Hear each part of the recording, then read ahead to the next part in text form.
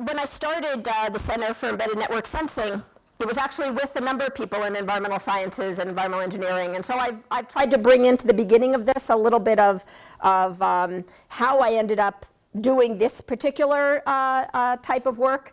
But the focus of it is more on this work that leans towards mobile health. I'm a technologist, really. I'm barely a computer scientist. How many computer scientists are in this room? Okay, so you can attest by the end, if not at the beginning, that I'm really barely a computer scientist. I'm really a technologist. I'm an engineer, and I try these days in particular spend more time with people who are doing application innovations, trying to develop new methods of doing things and using the technology for that. In my earlier career, I started out doing internet protocol design, which was a very applied area of work. This is sort of in the mid-'80s and onward as the internet was getting developed, that all of the protocols underlying the internet and the web, very collaborative, applied and iterative process. That's the style of computer science that I sort of grew up in. I went on to start doing distributed sensing, and that has brought me to this work in mobile, as I'll try to explain. It's sort of, as you were asking, why does Cornell need a campus in Manhattan? It was an opportunistic move. An opportunity presented itself. I'll try to say something a little bit more about that at the end. I think most everything I do is some form of opportunism in that way. Opportunities present themselves, right? The mobile device, as I'll say at the end, but I'll probably never get there because I'll talk too much, it's an opportunistic move. It's not a perfect device for anything, except somehow billions of people in the world have chosen to spend discretionary income. You know, you leave your wallet at home, you don't necessarily go back. You leave your phone at home, you go back and get it. It's an opportunistic move that people choose to walk around with instruments in their pocket. And so most of what I'll be talking to you about is different ways in which we've tried to take advantage of that opportunity. So I'll give you a little bit of a path from sort of embedded wireless sensing to participatory sensing. Somewhere in there I'll talk about some of the challenges, and if I have time I'll talk about some of the things that we're doing next. So I was doing internet protocol development. It was incredibly interesting and part of a large community of people doing important stuff that I didn't, but the overall thing that everyone was doing obviously changed the world more than anyone expected.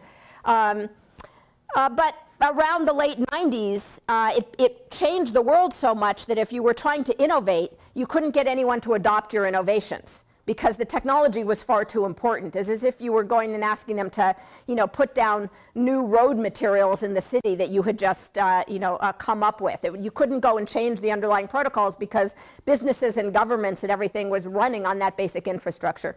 Sort of driven by, okay, what am I going to do now? I'm an applied academic, and I can't really get my stuff applied without leaving and going to industry. Somebody told me yesterday, I was meeting with some very accomplished industrialist venture guy here who said that the explanation for why I never left academia and actually went out into industry was because I wasn't brave enough. So that's the theme that's on my mind. So I wasn't brave enough to leave academia, so I needed to think of something else to do, and I started thinking about other sorts of things we would network that weren't just routers to deliver your packets as part of this fundamental infrastructure. So we started doing what we started calling embedded sensing or wireless sensing.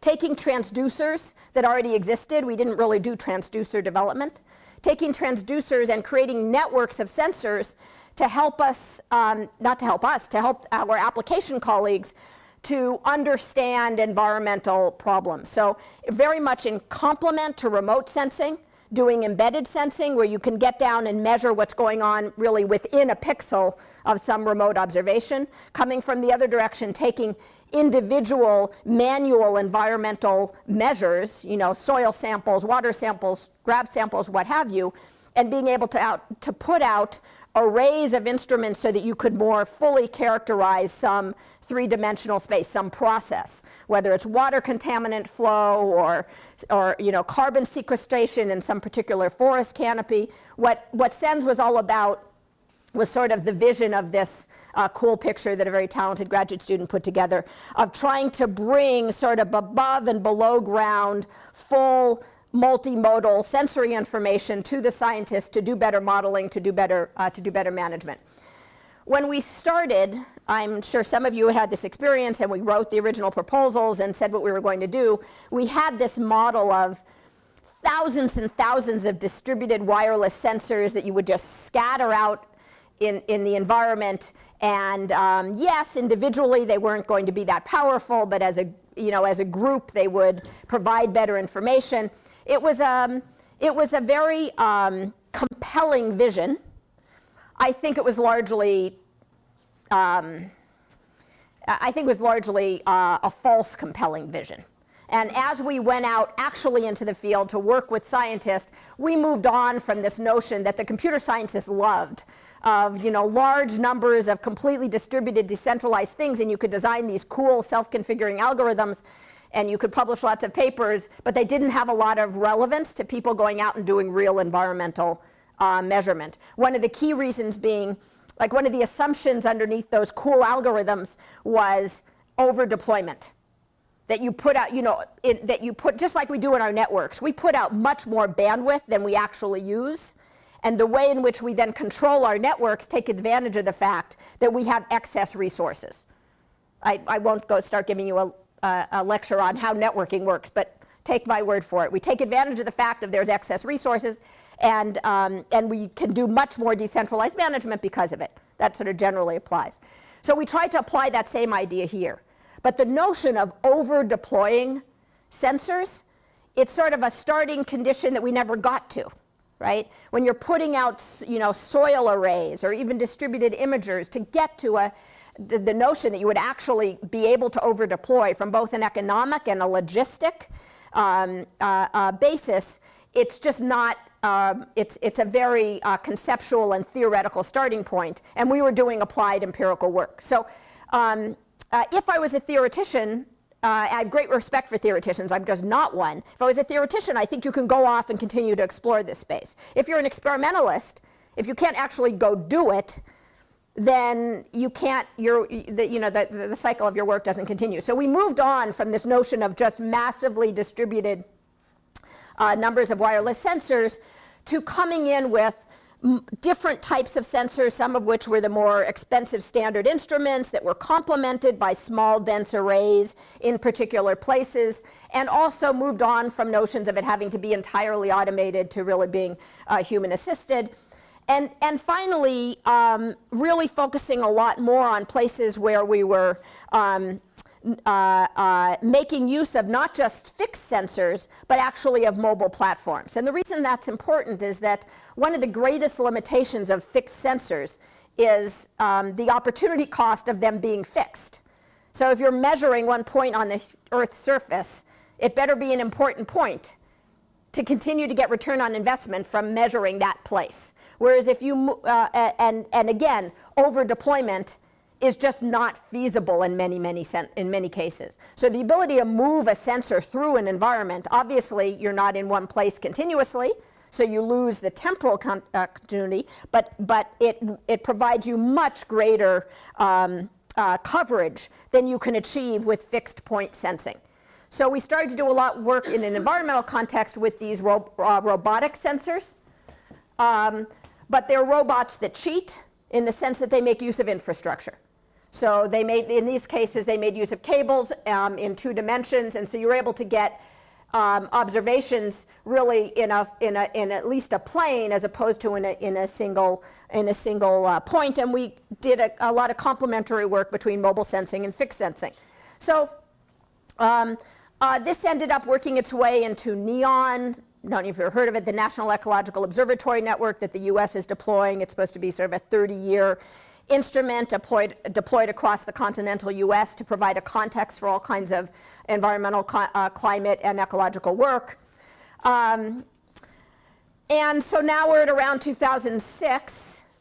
And really where it came to the point for me that the challenge became much more for the domain scientists to develop models that could make use of these types of measurements. And I think there's a lot of good work going on by my environmental and ecological colleagues in that context. It's sort of when I don't mean to be grandiose about it, but in the same way that computational physics or chemistry started out in computation areas, but now in every physics and chemistry department you have computational physics and chemists, and it's a similar and a smaller scale of happening here. We sort of got the base technology in place, and then it becomes a question of how do you really use it. Okay, so what was I, the experimental computer science, supposed to do? Well, this notion of mobile sensing came about just around the time as mobile phones started becoming more interesting. So in 2005, I was actually invited to a workshop by Nokia, which was a very interesting company at the time. It's had a little bit of a dip. We'll see if it's a dip or a decline. And it was all about using mobile phones in the context of what they were calling a sensor planet. And I left that workshop and that time around 2005, moving into 2006, thinking about, okay, we were using robotic devices to get mobile data collection. You know, mobile phones also move around, not on robots, but with us. And the opportunity to take advantage of mobile phones as sources of data seemed like it started out just as a side project that grew into sort of most of what I do these days.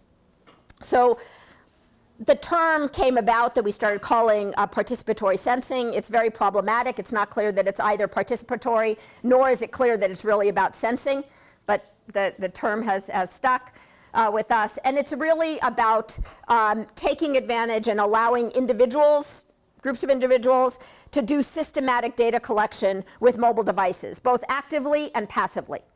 So some of it is active interaction with the phone, and some of it is passive data gathering because there's software running on the device itself. And why on the phone? Because it is in matters that have to do either with individuals or with the places that individuals go, then like cities and transportation and things like that. It is a measure of convenience, if you will, to be able to capture data in real time with them where they actually are. And it's obviously, by definition, a highly connected device. The sorts of problems that we tried to take on, and I think we're still in this phase of it, are problems that scale down. So in computing, at least, we often talk about wanting our solutions to scale up. Right? We want a solution that even as that will scale up with the number of users, that will scale up with the demand on the system. You want transportation systems that scale up as the traffic increases, right? We typically think about scaling up. As a technologist and an experimentalist, I also want things that scale down, meaning that actually have value, even at smaller numbers. Because if you don't do something that has value at smaller numbers, it's hard to iterate with it. It's hard to experiment. So the reason I mention this, or just to give you a counter example, is that there in the future is a lot of work that can be done in epidemiology, in broad scale urban measurement, right? When we're able to get samples from some 1%, 5% of the population, we will be able to use these same types of data to understand things about our cities, about our world. And with a lot of effort, you can do it now. But most of the things I'm talking about, again, maybe as the gentleman said yesterday, because I'm not brave, right? Don't assume that I can get 1% penetration of my technology or my application. We're not there yet. So don't think about this as a technology that's only interesting once you can sample a whole community. We've been trying to think about how this technology can be interesting, in some sense, a person at a time or a small community at a time, in order for it to take hold and then get to that point that you can sample the whole. You here have a perfect example, a counterexample of that system that has actually needed some base of deployment to work, and achieved that. Anyone know what I'm talking about? Small riddle? Red alert. Red alert. No. It could be, but no. It's getting data from. I'm sure most of you with a smartphone use it. Waze. There we go. So Waze, okay, collects indication of traffic from your mobile phone, capturing the GPS time series, and then doing inference about how traffic is flowing. As well as getting, when it was in its early days and the map wasn't filled in, it actually got you to fill in some information about roads and things like that. So Waze is a fantastic example of something that doesn't scale down. If there are only a few users someplace, it sucks, right? But they started here, they worked hard, they got to enough coverage and penetration earlier than they thought they would. Around 1% in the Tel Aviv area, they already had really good coverage of the cities. So, having got off on that tangent, that's where we will eventually get. And if you go with commercial backing behind you and you have a business model, you can try to go after that kind of penetration. In the meantime, most of what I'm talking about are things that actually don't need that kind of penetration at scale. So let me give you more of a sense of what I mean. So some of this work started 2006, 2007, no smartphones yet, no iPhone. I mean, these were starting to be sort of smarter. These are Nokia phones. At the beginning, the GPS unit was even still outside. All you had was Bluetooth. You had some ability to program the device. It had Wi-Fi on it. But by this picture, GPS is inside. And I was working with some people in the context of public health and medicine. Probably one of the hardest things to understand, measure, control, do anything about is about diet and nutrition and the role it plays in health, health behavior, as well as trying to understand how it plays out with respect to development of different diseases. And so taking on that problem of how do you provide some kind of quantitative, not just self-report information about what people eat. And in some sense of a glib way, I was at an NIH workshop, and they're talking about all these sort of, until we have an electronic nose that you can, have on your earring that will detect, what you're actually consuming, or something that detects when you're swallowing. Very elaborate instrumentation on the one hand, all of which is in development. And on the other hand, that the state of the art is still self-report. How many times a week do you eat broccoli, right, as the input to scientific evidence. And so we did something that was called Diet Sense, where the imager is just programmed, taking pictures every 10 seconds. And then on the server side, the computer vision, basic image processing can throw out lots of images and just capture those ones that have food in them. And then use that as a form of recall. And these days now you start to have some of these cloud services where you have people sitting in various, in very different countries who are working for small microsense, right, classifying what's in an image. It was an interesting project. Yet another one of those projects I abandoned, largely because walking around with an outward-facing camera through your life, I think, is largely not something that most of us want to do. And even if we're willing to do it, the other people who live with us don't want us to do it. Right? It's not Gordon Bell, from Microsoft has, videos his entire life while he's having heart surgery and everything else. I think that's an exotic, it's neat that there are people in the world who take on these more extreme behaviors, but that's not what most people are going to do. So automated image capture in the end, while it provides a lot of good fodder for computer vision algorithms, and such, in the end, I think it's less feasible and less useful than people actually taking pictures of things manually. And as I'll come back to, one of the more interesting things from this was all the metadata that was connected to the images. So we went back from this to actually just building some systems for people to use that would that would allow individuals to contribute images as they wanted them, to do focused data campaigns. So just as now you might have a 3-day food inventory before you go in and look at something related to food allergies or GI issues, or somebody might do a 2-week health survey. We built a system that was easy for people to script, for community public health folks to script, to have community members go out, and instead of the public health person going out with a clipboard and a survey, or putting up a survey on SurveyMonkey, asking them things like, where do you eat, what do you usually eat for dinner, how do you get to school? They were doing a community survey. I won't bother with the whole context of it. Instead of having a third party go out and ask about retrospective recall, this is a tool that largely youth, high school students, used over the course of a few days as they were going between school and home.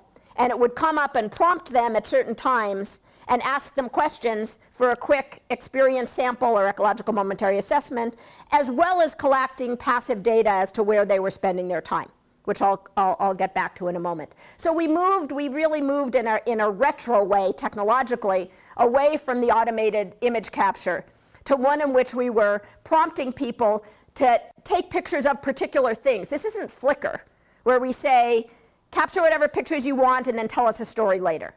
This is prompt somebody at certain times or places and ask them right then about a specific thing with very short form questions and images connected to it. And so the people who were composing the questions here wanted to know things around where these young people were spending their time, and also about what they were eating, and some of their and some other social factors having to do with health. So out of this came this scripted system that makes it easy to let people do different forms of self-report. A few years later, this is being used in the context of a high school setting, actually to help students learn about data analysis and computing. But as part of it, they do this sort of a snacking self-report, and this is an example of a dashboard that was built on top of it, and they learn about basic aspects of statistics and statistical analysis. The questions have to do with sort of, what are you eating and why did you eat it and how much did it cost? Very short, quick surveys several times a day, only focused on snacking. And they get to see this kind of data as a result, and then they go off and write little R code to do their own kinds of data analysis. So it's the same basic underlying system, very easy to script self-report. It's an app that shows up on their phone. The data is automatically up in a database and connected to a bunch of analysis tools. So this basic self-report, scripting experience sampling, useful in lots of contexts. And we have lots of colleagues in health and public health and such who are using it, and other forms of the same capability. A lot of my interest actually pivoted off of that to the not in self-report, the automated data that's captured as a result. And it actually started with this DietSense project, where I, of course, am running the stuff we use. We all try and use it. The images that were captured of what I was eating, not very interesting. First of all, I had this exceedingly long commute from Southern California, from home to work. And most of the pictures that were captured as I was running this thing, since I wouldn't use it at home, right? You don't want to take pictures as family members are running around half class. That was that moment of, this isn't very generally usable if I won't even turn it on at home. But it was of most of the images were of my steering wheel on my way to and from work. And then of pieces of fruit, protein. I don't usually go and have a meal during the course of the day. So the primary data were not very interesting. But what was very interesting, and this is back 2006, 2007, was suddenly having a GPS time series of my life, or of one's life. And that whole notion of that location trace, particularly when you take that location trace and mash it up with other mapping and GIS data, is far more telling than these images and far more feasible. So by running software that runs on my phone, sorry, iPhone users, you're a disadvantaged class here. On Android phones, you can run an application in the background that is sampling the accelerometer and sampling not only the GPS, it's very power hungry, the GPS only when you need to, but the other radios on the phone that give you an indication of location. So now, virtually for free, most people can have a continuous activity location profile. Is it as perfect as your high-end actigraph? No with respect to the accelerometry, but it's pretty good, and it's free. And the actigraph, you need an actigraph and GPS logger, right? So you could go out and do studies and give people instruments, and that's what you guys established that methodology. This isn't really new methodology, but the scale at which we can think about doing it is just, really unthinkable in the past. You don't have to get anybody a new piece of hardware. You just put an app on the App Store, you just send them a link, and their data is captured, encrypted, uploaded to their own private, a private portion of a database on a server someplace, automatically go through analysis, and a tremendous amount that you can do with that kind of data. Here's an example of not very usable form of that data. It's fun, okay, and initially as you're running this thing, you want a sanity check about whether this thing is doing the right thing. What you see here is from the application that I'm always running on my phone, and it's automatically uploaded to a database as I have connectivity, automatically processed and classified. Am I running, walking, driving? And what you're binning of that classification depends on the application. And in this case, it's also visualized back. So in the interactive one, if you click on one of these, it'll expand out, and you see how the subset of points within that space. This makes more sense in LA when I show this, because I don't normally, I'm not usually ambulatory for this many hours continuously, but this is the LA Marathon that's once a year. And I'm not bragging because I'm very slow. So, but it's a nice clean picture. So this might be fun for an individual to look at. The point is that it's free to capture. Anybody who has an Android, an increasing percentage can have this kind of location activity trace, and you can well be thinking, so what? What does somebody do after they've looked at something like this?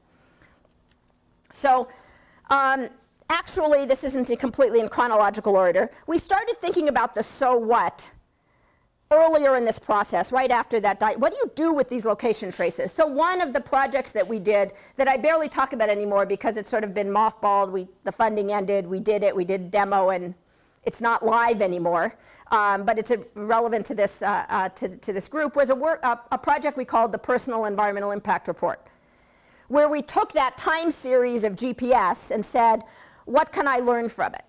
And what can I learn from it, not in the Waze model, because I wasn't brave enough to try to go get 1% of the population in Southern California, harder problem, although they're doing it, to deploy it, right? Not what can I learn about the city once I get enough people using it, but what can an individual learn, one person at a time, by running it?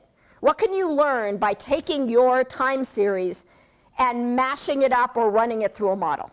And so that was what the PEER project was about, is we took available particulate matter concentration dynamic information that's available from the city and said, can we learn something about, for example, how commuting patterns, if I shift my commuting patterns, does it impact my exposure to harmful particulate matter without having to carry around, sort of a backpack scale instrument, of which was sort of the state of the art at the time, perhaps still is.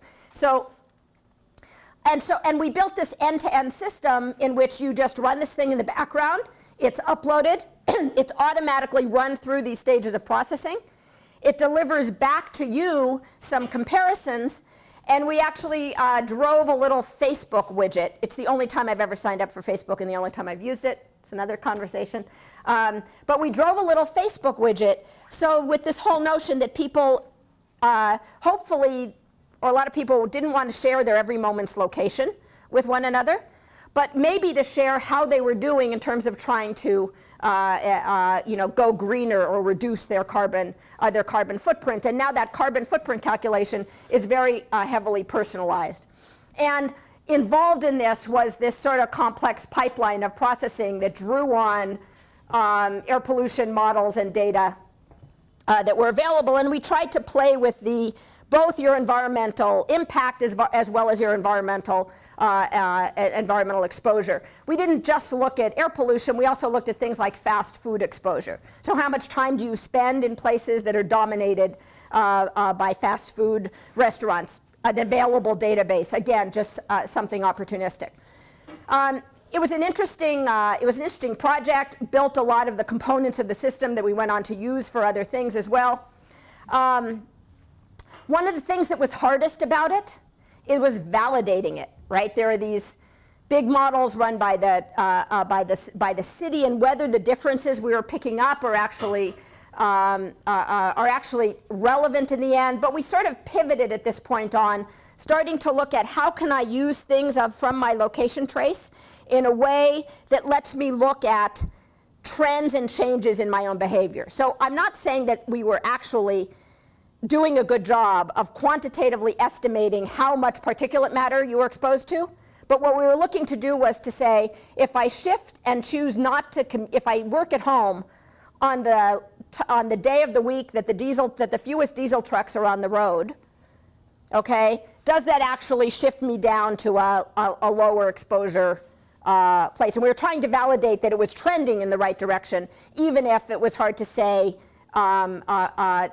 to quantitatively whether how close we were to really good measurements. But that validation problem was really hard because you got to get people to drive around with the state-of-the-art instrument, you know, in their car at the time to see how close it was. So we started looking more and more at problems where getting information and getting quantitative feedback on how you're responding to something was more what the problem was. And that over the course of a few years landed us directly in this area that we call mobile health. Okay? So what I mean by mobile health is not maybe the general problem of, well, bring me more information so I can choose my commuting day. Here it's about, you know, I might be being treated for chronic pain after an injury, and I'm trying to manage how much opiate-based medication I actually take, right? Painkillers are given and generally prescribed on a take-as-needed basis. And so individuals try to optimize how much they take. It's an optimization problem. You don't want to underconsume because then you become sort of debilitated by the pain. You don't want to overconsume because you're over-medicated, it's addictive, et cetera. Many other problems in chronic disease management are a similar optimization problem, where both the clinician and the patient are trying to manage that. Antidepressants, right? Antidepressants are somewhat of a magic art in terms of the numbers that you can be, you know, the set from which a clinician originally selects from, and at what dose. You always try to not over-treat, right? So you start at a low dose. The impact, even more so than with is even more problematic than with chronic pain medication, because with chronic pain medication, you sort of, it either works or it doesn't. That feedback is faster. It's not a long delay process. With antidepressants, it takes a couple of weeks for these things to actually take effect. And so you get, you know, slow feedback, and it's also, meanwhile, life is changing, different things happen. It's a very noisy signal to feed back to that process of whether somebody is doing better or not, whether you should increase their dose, back it off, move to something else. Same kind of a story with respect to various GI problems, treating IBS or IBD, helping individuals explain what's causing their flare-ups in multiple sclerosis. In many contexts of chronic disease management, it is this kind of trying to get the right feedback to the individual and to the clinician. And so we've tried to focus on looking at how mobile health tools both focus self-report, but also increasingly how these passive measures can help to quantify, to quantifiably close these, if you will, sort of feedback loops of health. And yes, along the way, also providing research evidence, because we have the ability now to get actual high temporal resolution data from individuals even when they're outside of a clinical setting. So just to give you an example of this, we have an NIH-funded new mom study that's just sort of coming to the end of its deployment, so we're in analysis mode. And the idea, the study, this is all using all these things, from those kids studying snacking to chronic pain to IBS to this, all uses the same basic software system. It's just different how you're using it. In this context, they're doing, the idea was that new moms, particularly new moms who don't lose their pregnancy weight, are on a trajectory for increased weight gain and for a number of other health issues associated with that weight gain. And this was particularly for new moms that have cardiovascular risk factors to begin with, where the notion is that that is an opportune time to try to bring them down onto a healthy weight curve, and a time when they're more amenable to those sorts of changes. And so the study was having them do self-monitoring using a mobile app, the same Android-based mobile app, for self-assessing around food quality, exercise, and stress. And the self-report, some of which was just sort of standard scripted prompted self-report, also had a couple of innovative things like instead of asking them about stress with a long questionnaire, we just gave them a stress button. So on the desktop of the screen top of their phone, there's a little red button. And for the duration of the study, they're just supposed to tap that button when they're feeling elevated stress. And when they tap the button, it records time and place. So it gives them a sort of a heat map of when their locus of increased stress points are. So it was sort of a, and we did a similar thing for snacking and self-report on food. There's just a little icon that they can tap on and quickly rate what the quality is of the food they're eating, and if they want to take a picture. And then for activity, we have the passive monitoring, as I was just showing you, as well as them self-reporting exercise. And they could see a little feedback screen on their phone that gave them information about where they were on baseline, because we measured baseline for a week, and then where they were last week and where they are this week. Get a little bit of a feedback piece around behavior change. We're just analyzing the data, but literally this morning as I was sitting having coffee before I came across the path, here's an example. This is all just self-report data so far, just from an example. Just fun, not claiming anything about causality, because causality can go a million ways, just some interesting correlation between, between stress and exercise. Can be explained in a zillion ways, right? When you don't have time, when you're stressed and you don't have time for anything, you also don't have time for exercise.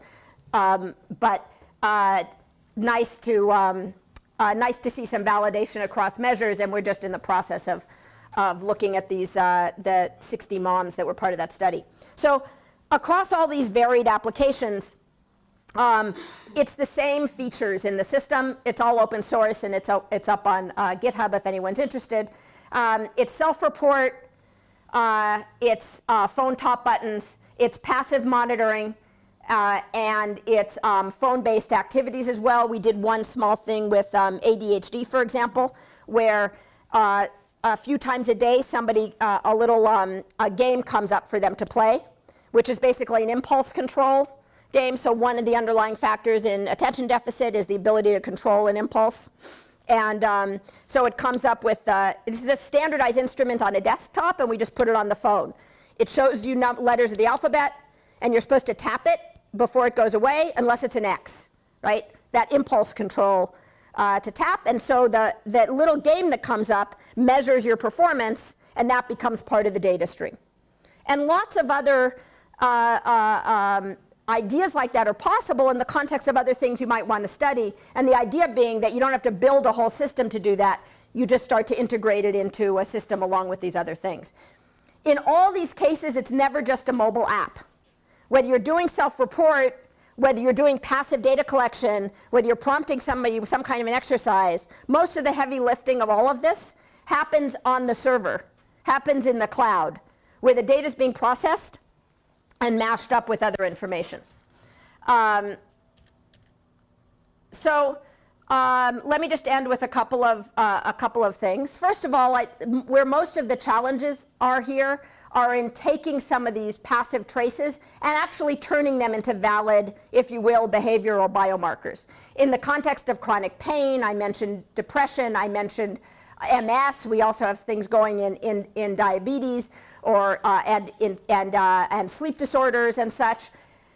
Taking those passive traces that are now really free to capture. The devices with people in studies that people have done, is the device on somebody 24 hours a day? No, but it's around 70% of the time. Yes, 30% of the time it's not with them, but that's 70% of the time coverage. 7 days a week, every day of the year. Pretty incredible opportunity for something that virtually has almost zero marginal cost to get that out to people and to use those data. But turning those data that are full of noise and less exact and such into actual biomarkers is going to require a lot more empirical and methodological work to validate those things and really make them useful. And that's where that work really needs to happen. So, for example, in our chronic pain study that I mentioned, we don't show people, the clinicians or the patients there, where they've been.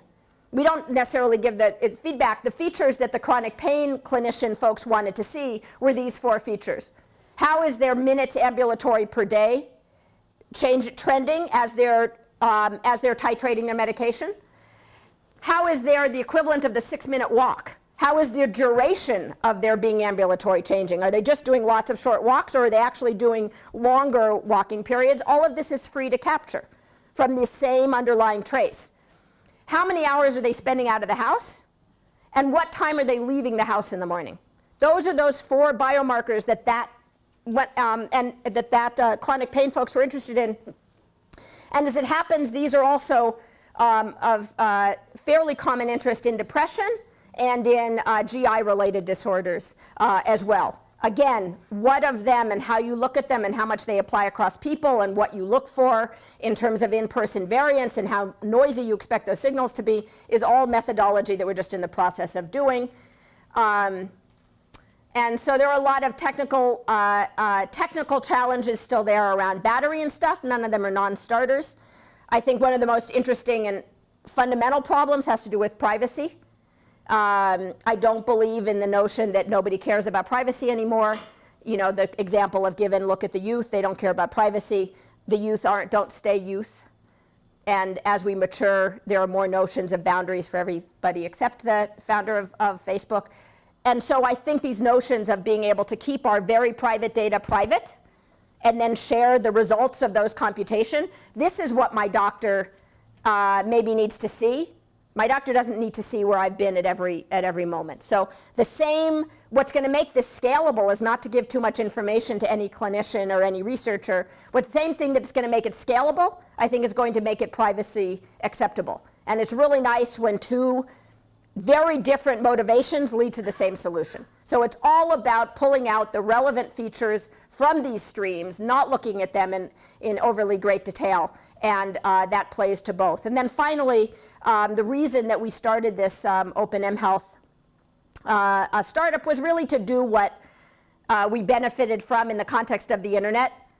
Each of these different applications in all these different contexts, there's so many shared components. And people who are doing new and innovative things should be able to focus on what's innovative in chronic pain, what's innovative in depression treatment, what's innovative in pollution exposure, and be able to use the underlying infrastructure of the underlying components of the system. And so creating an open ecosystem there that you can pull in the best of breed has all the usual reasons why open source and open ecosystems are a good idea. It is not, as I have to explain in Washington, D.C. sometimes, open source is not socialism. It's not anti-commercial, right? Most of our internet ecosystem is heavily based on large components of open source technologies because it's simply a more efficient way for the market to behave. People come in and build proprietary things on top of systems that have a lot of open source and are being improved by the overall community. So that's what Open mHealth is about. This is interesting, but I'll answer it in a question. And I just wanted to, anyone who's interested in hearing more about the tech campus, happy to tell you about it. And if you ask for my slides, there are just a few token slides in there. And that's it.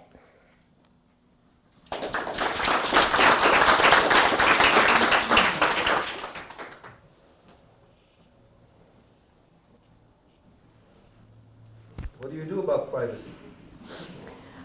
So what we do about privacy, I can't guarantee is what the rest of the world will end up doing about privacy, is that your data is in a private, encrypted, private to you portion of the cloud. And what you share with commercial services and others are the extracted features from it. So to me, that has the basis of being both a scalable, but it's a different thing. Right now, when you interact with the internet, your data is, the minute you do anything, it is shared. You search, it's shared with Google. You post, you like on Facebook, it's shared with Facebook. There are all kinds of good reasons, great companies, great innovations, all of that stuff. But when it comes to this, where once you have my continuous activity location trace, you really know everything about me. It's as private as my thoughts, right? That to me has no place by default automatically being shared with any commercial entity, no matter how benign, right? And we do no evil, they are.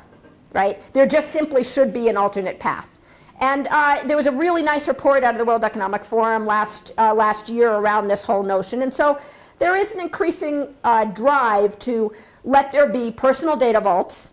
Your raw data comes into that vault, and your applications you download automatically pull out, you know, what they need from it. That's what we do about privacy. Health data has all kinds of privacy and security around it. It's just that this is data that is preclinical.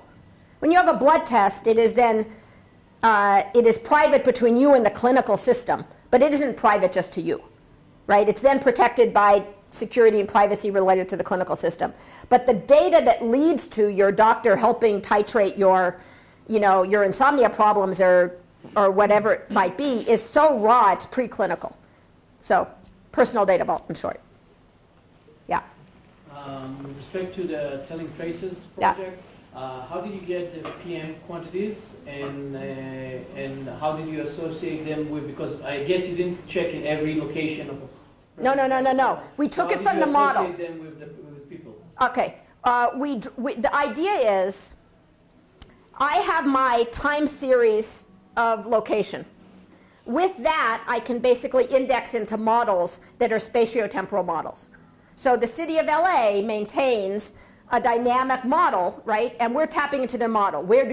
How good is their model? Yes, okay? And that's what you guys, right, are working on, improving the spatial, you know, veracity and temporal veracity of their models. But as those models evolve, right, the idea is how can I at least take my personal inference from those models as they exist. So we weren't contributing to them. That's a problem. That's a Waze style of problem.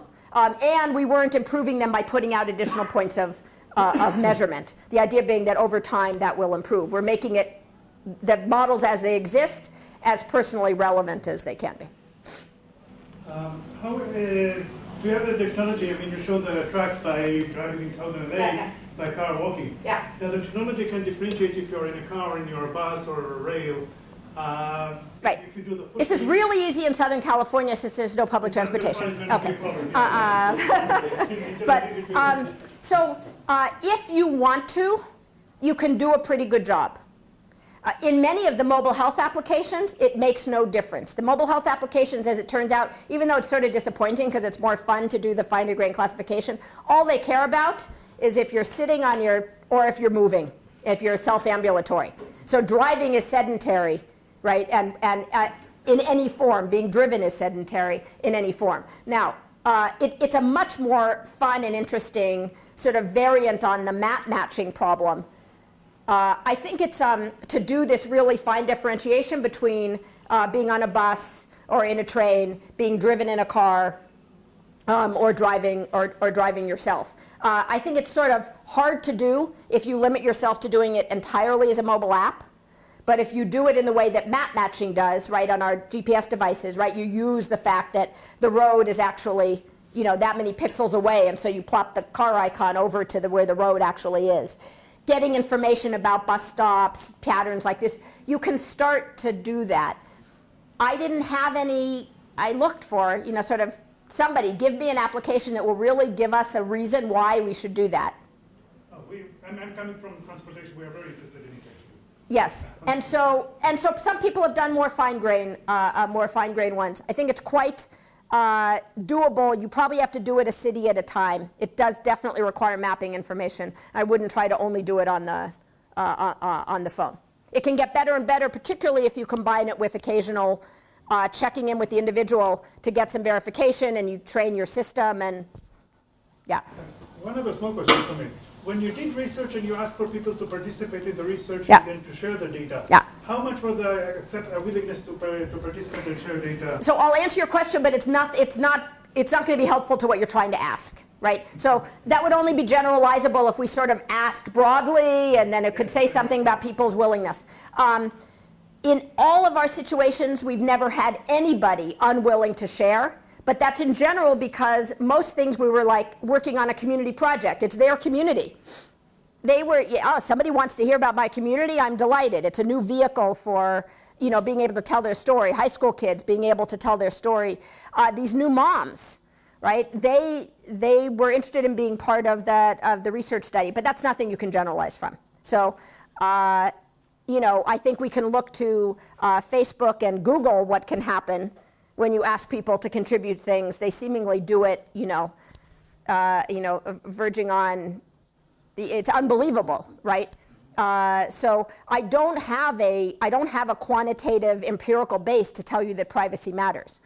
All evidence in the world is that people actually don't care, but I think it's important to work on anyway.